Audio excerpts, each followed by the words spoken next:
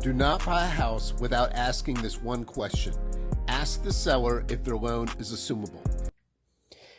So this is going to be an FHA or a VA loan that are assumable loans. They exist. See, if the seller got their mortgage prior to 2022, they have a ridiculously low interest rate.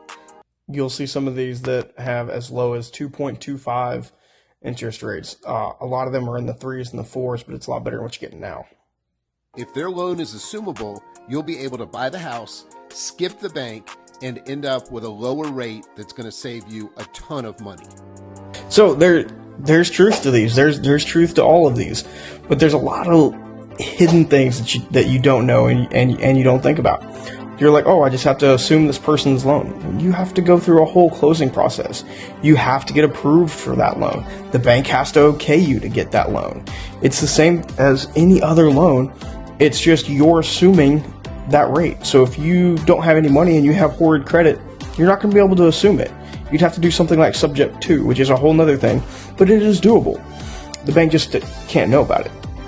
But if you want to assume it, you can do that. You can pull it into your name if it's an FHA or a VA loan. But if it's VA, you have to be of service. You have to be a veteran, and it has to be a lived-in property. You can't just go do it on somebody else's property. So there's truth to what he's saying, but there's a whole lot more complication, and it can take up to 120 days to close.